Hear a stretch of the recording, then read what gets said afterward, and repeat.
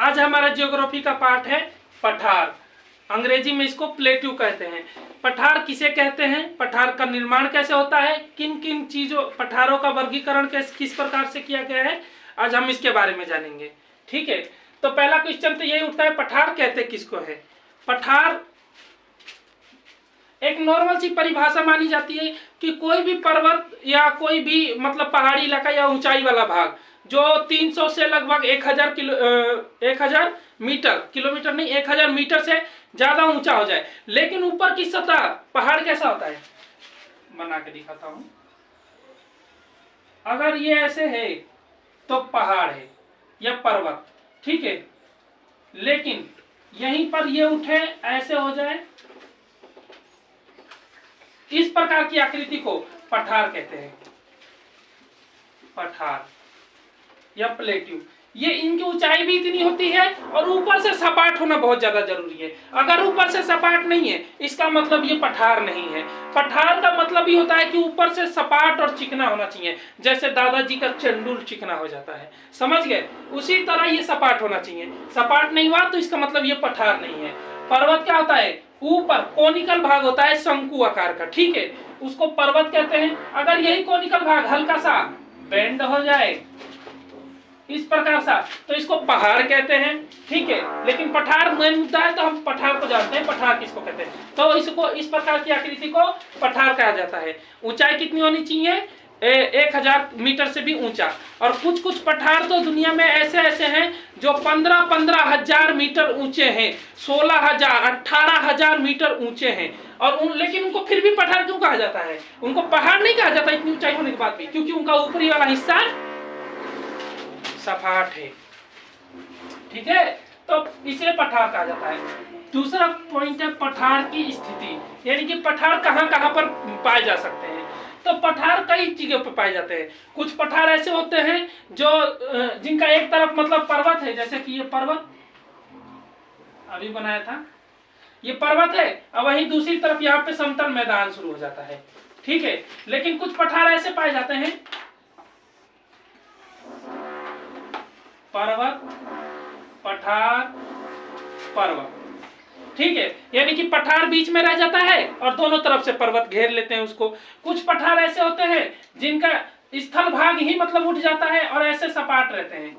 सपाट मतलब ये धरातल हो गया, वो कुछ इस प्रकार से सीधा बस पठार पठार ही रहता है, और इस तरह करके उसका स्थल भाग ये उठ गया है, यहाँ पे सीधा खड़ा है और यहाँ पे थोड़ा थोड़ा करके ढलान है, तो इस प्रकार की आकृति को भी पठार कहा जाता है। पठारों की स्थिति ऐसी ऐसी हो सकती है, ठीक है, और दुनिया में इस प्रकार के बहुत सारे पठार हैं। जैसे कि ये एक तरफ पहाड़ उठ गया और बीच में फिर साइड में पठार और फिर सपाट होता जा रहा है, तो इसको गिरिपद पठार कहा जाता है। इसके पिडमांट का पठार, इसका सबसे ज्यादा अमेरिका के अंदर पिडमांट का पठार है, वो इसका सबसे बड़ा उदाहरण है पिडमांट का पठार। उसके एक तरफ बहुत ऊंची पहाड़ी है और अगली तरफ पूरा सपाट है, ठीक है, दोनों तरफ से पहाड़ से गिर गया। इस प्रकार के पठार का उदाहरण आता है सबसे बड़ा पामीर का पठार या तिब्बत का पठार, जस्ट भारत के ऊपर है तिब्बत में, ठीक है, ये सबसे बड़ा उदाहरण है पर्वत दोनों तरफ से पहाड़ होने वाले का, ठीक है। और इस प्रकार के पठार भी बहुत सारे पाए जाते हैं। भारत के अंदर काराकोरम नाम का पठार है, काराकोरम का सबसे नीचे दक्षिण भारत में, वहां का पठार ऐसा ही है, बिल्कुल हल्का सा उठा है और फिर सपाट मार दिया, बिल्कुल नागिन बना पड़ा है, ठीक है। तो ये पठार होते हैं। स्थिति बताया है मैंने कि पठारों की ऐसी ऐसी स्थिति हो सकती है। पठारों का निर्माण कैसे हुआ, बहुत ही बड़ा कुछ प्रश्न है और इम्पोर्टेंट प्रश्न है कि पठारों का निर्माण कैसे हुआ, उसको हम जानते हैं। पहला मैंने बताया अवसंचलन। अवसंचलन में होता क्या है, ये धरातल है, ठीक है, ये धरातल है, हुआ क्या कि इस धरातल में सब कुछ ठीक चल रहा था, अचानक से अवसंचलन, संचलन मतलब हिला डुला हुआ, संवलन, अवसंवलन यानी हिला डुला हुआ, और अव मतलब होता है ऊपर, लेकिन क्या हुआ बीच की जगह ही धंस गया नीचे। जैसे कि ये धरती थी, बीच की जगह धंस गया नीचे,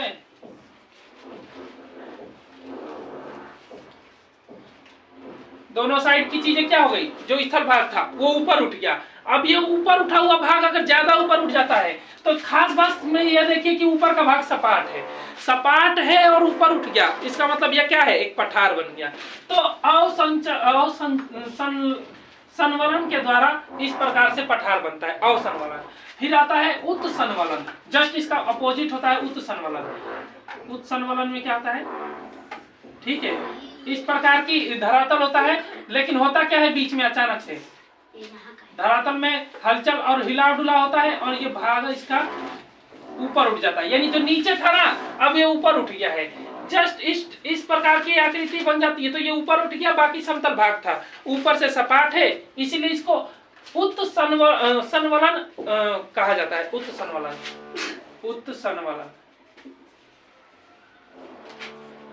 इसका अवसंवलन।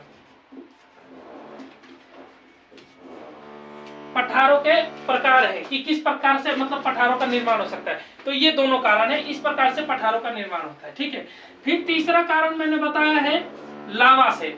लावा से भी पठारों का निर्माण होता है। हमने कल ज्वालामुखी वाले चैप्टर में पढ़ा था कि लावा क्या करता है, धरातल लावा निकलता रहता है, इसके ऊपर जम गया, इसके ऊपर जम गया, निकल रहा है, जम रहा है, निकल रहा है, जम रहा है, निकल रहा है, जम रहा है, ठीक है।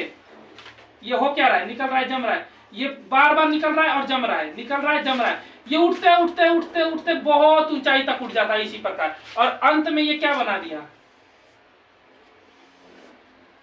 अगर ऊपर से वैसे ये कोन नहीं बनाता है, लेकिन ये ऐसे ही सपाट ही रहता है, कोन बना लिया तो पर्वत में की श्रेणी में आ जाएगा, गुंबदाकार पर्वत। लेकिन अगर ऐसे रह गया तो इसको क्या कहेंगे, पठार कहते हैं, ठीक है। तो ज्वालामुखी से भी पठारों का निर्माण होता है, कई पठारों का निर्माण ज्वालामुखी से ही हुआ है।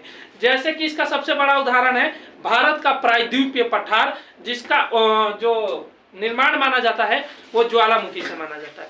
अमेरिका का अपलेशियन पठार, उसका निर्माण भी ज्वालामुखी से ही माना जाता है, ठीक है।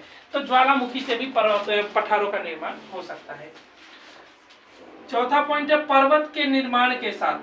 पर्वत के निर्माण के साथ पठारों का निर्माण कैसे होगा, पर्वत बन रहा है, ये धरातल है, ये पर्वत है हमारा, ऊंचा उठ रहा था, इधर से भी तो ऊंचा उठ रहा था, लेकिन क्या हुआ, ये बीच में भाग छूट गया और इस तरह हो गया, और ये ऊंचा उठ के इससे जाके चिपक गया। अब आप यहाँ पे देखिए, एक तरफ से तो ये पर्वत बन गया है, लेकिन यहाँ पर इसका जमीन सपाट हो गया, और सपाट होते के साथ ऊंचाई पर ये क्या कहलाने लगता है, पठार। तो ये क्या बन गया, पठार। इस पर्वत बन तो रहा था पर्वत, लेकिन इसका एक हिस्सा टूट गया, वहां से उठ गया बीच में से, और वो टूटा हुआ हिस्सा वहीं पर रुक गया, और वहीं पर रुक जाने के कारण वो क्या हो गया, सपाट हो गया। और कोई भी ऊंची चीज 1000 मीटर से ज्यादा ऊंची और सपाट हो जाती है तो उसको पठार कहा जाता है, ठीक है। तो समझ गए पठार किसको कहते हैं। इसके निर्माण में पर्वत के निर्माण के साथ भी पठारों का निर्माण हो जाता है। अगला है अनाच्छादन द्वारा। पहला तो ये पढ़ लेते हैं। अनाच्छादन का मतलब मैंने आपको बता दिया था, अप्रदन या अपक्षय, यानी घिसाव के कारण। जैसे कि आप समझिए ये पर्वत है, पर्वत, बारिश हो रही है, धूप आ रहा है, पर्वत है तो असर करेगा ही उसके ऊपर। पत्थर है, लाख आज नहीं करेगा, थोड़ी थोड़ी खरो घिस रहा है, घिस रहा है, घिस रहा है, घिस रहा है, घिस रहा है। गाजर की तरह देखते हैं, जब मम्मी हलवा बनाती है तो शुरू में घिसना शुरू करती है, धी धी धी धी धी, और धीरे धीरे पूरा का पूरा गाजर सफा चट हो जाता है। वही हाल होता है यहाँ पर। पहाड़ है, कोनिकल है, ऊपर से शंकु आकार का है, बारिश हो रही है इसके ऊपर, ठीक है, फिर धूप निकल रहा है, इसके जो पत्थर है ठंडे हो रहे हैं, गर्म हो रहे हैं। और नियम क्या कहता है साइंस का, कोई भी चीज ठंडा गरम ठंडा गरम ठंडा गरम करोगे तो वो एक ना एक दिन टूट जाएगी। ये धीरे धीरे क्या होता है, ऊपर से टूटना शुरू कर देता है, टूट रहा है, टूट रहा है। टूटने के बाद ये क्या होता है, एक ही बार में ऐसा थोड़ी ना, ठोकरा तो नहीं ना टूटेगा, ये टूटेगा तो ऐसी आकृति में बनता जाएगा और टूटता जाएगा। तो टूटने दो ना, लेकिन इसको अब हम क्या कहेंगे, जब इसका कोण खत्म हो जाएगा तो ये क्या बन जाएगा, पठार बन जाएगा, क्योंकि ये ऊंचा भी है और ऊपर से सपाट हो जाएगा, इसीलिए ये क्या बन जाएगा, पठार। समझ गए। तो अनाच्छादन यानी कि अप्रदन और अपक्षय के कारण इस पठार का निर्माण हुआ है, इसीलिए इसको अनाच्छादन पठार कहा जाता है, ठीक है। अनाच्छादन के अंदर दो चीजों की पढ़ाई की जाती है, अप्रदन और अपक्षय, ठीक है। तो इसको अनाच्छादन कहा जाता है। उसके बाद से अगला पॉइंट ये था, रेत के कारण। रेत के कारण भी पठारों का निर्माण होता है। ये सबसे खास बात है, ये अजीब बात है, और इसीलिए दुनिया का सबसे अजीब देश यानी चीन में होता है। कोकरोच ममोच खा खा के वो चोट्टा सब रेत के भी पठार बना देते हैं। वहां पे एक लोयस का मैदान है, गोभी का मरुस्थल, गोबी मरुस्थल, ठीक है। दुनिया का दूसरा तीसरे नंबर पे आता है सबसे बड़ा मरुस्थल में। इस मरुस्थल में क्या होती है, जब हवाएं सपाट, मरुस्थल क्या होता है, कोई पेड़ होता नहीं है, रोकने वाला कोई है नहीं, न थामने वाला है, हवाएं सपाट चलती हैं, इधर का रेत उठा के दूसरी जगह ले जाके इतना ज्यादा भट देती हैं कि वो ऊंचा से बहुत ज्यादा ऊंचा हो जाता है, इतना ऊंचा हो जाता है कि पूछिए मत। तो वैसे बनाए हुए रेत से जो बनाया जाता है उनको ही रेत से कारण बना हुआ पठार कहते हैं, क्योंकि उनकी भी हाइट कुछ इसी प्रकार से ऊंचाई पकड़ लेती है। और वो अगले ही 2-4 दिन में आप देखेंगे ना कि फिर से हवा वहां से हटा के वहां पे कुछ भी नहीं है, सपाट है। इसीलिए तो रेगिस्तान में अक्सर लोग रास्ता भूल जाते हैं, ठीक है, क्योंकि थोड़ी देर में आप 1 घंटे पहले देखेंगे कि वहां पे ऊंचा सा पहाड़ है, मैं उसके बगल से आया था, अगली बार जाएंगे तो सपाट है, आप उसी पहाड़ को ढूंढने लगेंगे, कहाँ गया वो पहाड़ जिसके बगल से मैं आया था, लेकिन वो पहाड़ तो था नहीं, रेत था, हवा उसको ले गई, ठीक है।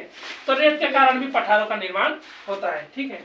अब हम जानेंगे पठारों का वर्गीकरण भौगोलिक स्थिति के आधार पर। वैसे तो पठारों का कई प्रकार से पठारों का वर्गीकरण किया गया है, लेकिन हम भौगोलिक स्थिति के आधार पर देखेंगे, और पेपर में भी भौगोलिक स्थिति के आधार पर ही अगर आप लिखते हैं तो ठीक है, अगर आप इतना लिखते हैं तो केवल भौगोलिक स्थिति के आधार पे, अगर आपको सारा याद है तो आप सारा लिख सकते हैं, इससे कोई मतलब नहीं है, ठीक है। तो भौगोलिक स्थिति के आधार पर पठारों का वर्गीकरण किया गया है। तो पहला बताया गया है अंतर पर्वतीय पठार। अंतर पर्वतीय पठार मतलब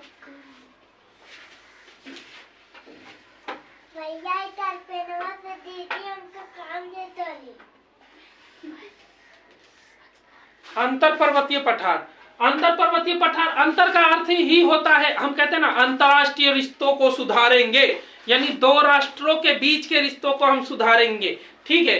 अंतरराष्ट्रीय, राष्ट्र यानी 2 राष्ट्र, अंतरकरण नहीं, जैसे कि हम कहते हैं अंतरराष्ट्रीय बस स्टैंड, यानी कि यहाँ से हम कई राष्ट्रों का बस स्टैंड मिल जाता है, जैसे बिहार कह रहा हूँ, दिल्ली से म्यांमार तक, नेपाल तक का बस मिल जाती है, ठीक है, तो अंतरराष्ट्रीय बस स्टैंड कहा जाता है, ठीक है। उसी तरह अंतर पर्वतीय यानी 2 पर्वतों के बीच का पठार को ही अंतर पर्वतीय पठार कहा जाता है, ठीक है, इस बात को ध्यान देना। इसमें जो सबसे प्रमुख पठार है वो है एक मेक्सिको का पठार जो कि दक्षिण अमेरिका में है, और एक है दक्षिण अमेरिका महाद्वीप में है मेक्सिको का पठार, वो अंतर पर्वतीय पठार है। उसके बाद से अमेरिका के अंदर, खुद अमेरिका के बगल में एक देश है, नाम है बोलीविया, वहां का जो पठार है वो पठार भी अंतर पर्वतीय पठार ही है, बोलीविया का पठार, ठीक है। तो अंतर पर्वतीय पठार इस प्रकार के पठार को कहते हैं। फिर गिरिपद पठार, गिरिपद पठार किसको कहते हैं, ठीक है। गिरी मतलब क्या होता है, पहाड़, और पद यानी पांव, पांव की तरह है, ऊपर तो उठा लेकिन फिर पांव की तरह स्लोगन में आ गया। जैसे कि हमारा पांव क्या होता है, पीछे से एड़ी तो उठा देता है लेकिन नीचे से फिर आगे की तरफ स्लोप में आ जाता है, पीछे से एड़ी उठा है और आगे से स्लोप में आ जाता है। इसी प्रकार के पठार को गिरिपद पठार कहा जाता है। गिरिपद पठार का सबसे बड़ा उदाहरण है ये पिगमांट का पठार, ठीक है, जो कि अमेरिका में ये पिगमांट का पठार, वो गिरिपद पठार का बहुत बड़ा उदाहरण है, ठीक है। फिर आता है महाद्वीपीय पठार, यानी इतना बड़ा पठार,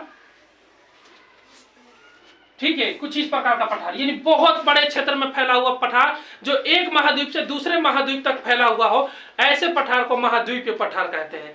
जैसे कि पामीर का पठार या तिब्बत का पठार, उसको आप देखिए एशिया से निकलते निकलते चोट्टा सब पकड़ लिया है, यूरोप कह रहा हूँ, रसिया तक गया है, और रसिया किस में पड़ता है, यूरोप में पड़ता है, यानी 2 महाद्वीपों को जोड़ दिया है, इतना बड़ा पठार है, ठीक है। तो ऐसे पठार को क्या कहा जाता है, अंतर महाद्वीपीय पठार, जो बहुत बड़ी मात्रा में बहुत बड़े होते हैं। विश्व का सबसे ऊंचा पठार है तिब्बत का पामीर का पठार। इसकी ऊंचाई जानेंगे तो आप दंग रह जाएंगे, 16,000 मीटर ऊंचाई है इसकी। मैंने तो 1,000 ही कहा था कि पठार कहलाने लगता है, लेकिन इसकी ऊंचाई 16,000 है, फिर भी पठार कहलाता है, पर्वत नहीं कहलाता। क्यों? क्योंकि ऊपर से ये सपाट है, ठीक है। इसको दुनिया की छत कहा जाता है। जिस तरह छत सपाट होता है और ऊंचाई पर होता है, ऊपर से चढ़ने पर सब कुछ दिखता है, उसी तरह पामीर के ऊपर से आप चढ़ेंगे तो सारा देश, आसपास के सारे देश नजर आने लगते हैं, ठीक है। इतना बड़ा है पामीर का पठार, इतनी ऊंचाई पर, ठीक है। और दुनिया का सबसे बड़ा पठार वो भी हमारे एशिया में ही है, तिब्बत का पठार, दुनिया का सबसे बड़ा पठार, करीबन 7,000 से 8,000 किलोमीटर वर्ग क्षेत्र में फैला हुआ है तिब्बत का पठार, इतना बड़ा पठार है। इसी ठीक है। उसके बाद से आता है तटीय पठार। तटीय पठार किसको कहते हैं? ये सागर और यहीं पे एक पठार उठ जाता है, ये जमीन है सागर की तरफ, लेकिन यहीं पर एक पठार उठ जाता है, तो इस प्रकार के पठार को क्या कहते हैं? तटीय पठार। तटीय पठार का उदाहरण है भारत का काराकोरम पठार, जो कि केरल राज्य के पास में है। यहाँ पे तटीय पठार है वो, क्यों? क्योंकि वहां पे जस्ट नीचे हिंद महासागर पड़ जाता है और ऊपर पठार है, तो तटीय क्या होगा? जस्ट तट के पास ही है, इसलिए उसको तटीय पठार कहते हैं, काराकोरम पठार। ठीक है। फिर आता है गुंबदाकार पठार। देखिए, गुंबदाकार पर्वत भी होता है, गुंबदाकार पठार भी होता है। इसमें कंफ्यूजन ना होने के लिए एक ये चित्र देखिए, अगर वो सीधा हो गया तो गुंबदाकार पर्वत, ठीक है, लेकिन अगर वो इस तरह जाता है